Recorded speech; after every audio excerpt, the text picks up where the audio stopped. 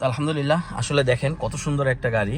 এই এত সুন্দর গাড়িটা কিন্তু আলহামদুলিল্লাহ, কি জানি নাম আপনার? মোহাম্মদ এমদাদ শেখ। এই এমদাদ ভাই কিন্তু চালায় এখন।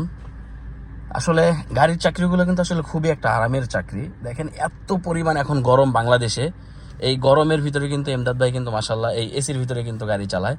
তো এমদাদ ভাইয়ের জীবনে কিন্তু আসলে আমি আরও কয়েক বছর আগে কিন্তু এমদাদ ভাই আমার কাছে ড্রাইভিং শিখছে।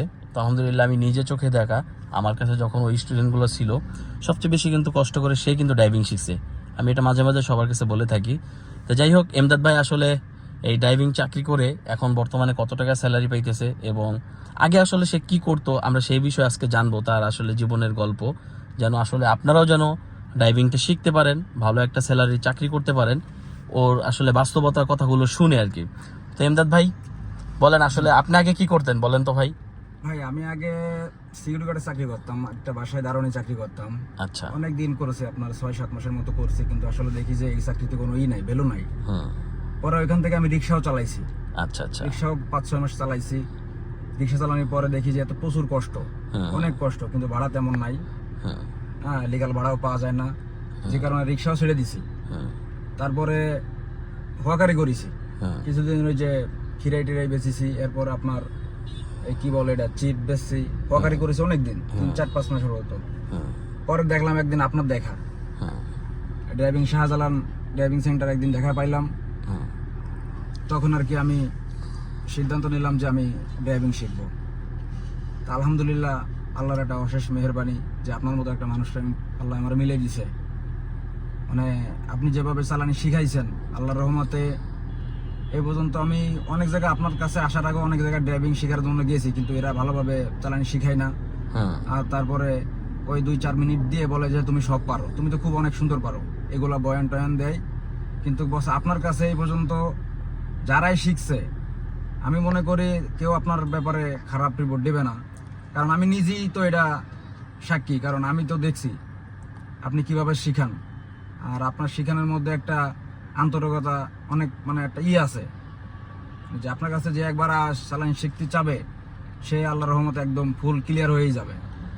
যাক আলহামদুলিল্লাহ, ঠিক আছে বস। আর এখন আমি আলহামদুলিল্লাহ আপনার দোয়াই, আপনাদের দোয়াই এখন আমি বেতন পাচ্ছি 20,000 টাকা, এবং ডিউটি খুবই কম, শুক্র শনি 2 দিন বন্ধ, এবং ডিউটি দুপুর 2টা পর্যন্ত।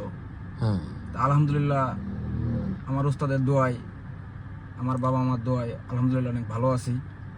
আর আমি চাই যে শাহজালাল ড্রাইভিং সেন্টারে যারা ইচ্ছুক, যারা চাচ্ছে যে আমি ড্রাইভিং শিখবো, আমি তাদেরকে উদ্দেশ্য করে বলি যে তারা শাহজালাল ড্রাইভিং সেন্টারে যোগাযোগ করুক।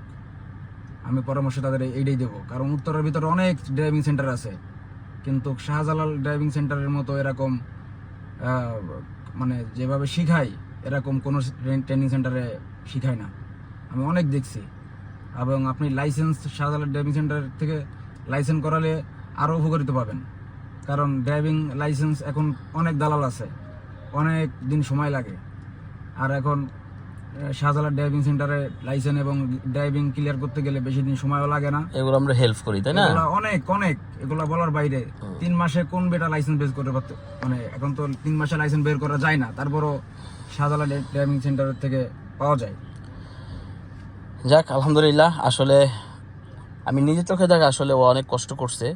আলহামদুলিল্লাহ, আসলে যদি কষ্ট করে তাহলে সবাই বলে কিন্তু কষ্টের পরে কিন্তু আলহামদুলিল্লাহ কেষ্ট মিলে, এটা সবাই বলে। এবং আসলে যে কোনো কাজে আপনার আগ্রহ নিয়ে কাজ করতে হবে।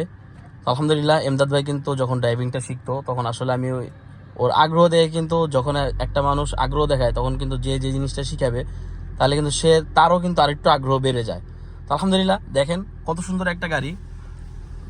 এই গাড়িটা কিন্তু এখন সে চালায় এমদাদ ভাই। আলহামদুলিল্লাহ, আমরা এমদাদ ভাইয়ের জন্য দোয়া করি যেন ভবিষ্যতে এমদাদ ভাই টাকা জমিয়ে যেন এরকম একটা গাড়ির মালিক হতে পারে, নিজের গাড়ি যেন নিজে আলহামদুলিল্লাহ চালায়, যেন ভাড়া মারতে পারে। তো আমরা এই দোয়া করি। এই দেখেন কত সুন্দর গাড়িটা। তো যাই হোক, আমরা এমদাদ ভাইয়ের মুখে শুনলাম এমদাদ ভাই আসলে বর্তমানে আসলে কত টাকা স্যালারি পায়। আসলে যারা বিদেশে চলে যায়, দেখা যায় অন্য কোনো কাজ করতে যায়, তো দেখা যায় এই টাকায় কিন্তু আসলে এত টাকায় কিন্তু স্যালারি পাওয়া যায় না।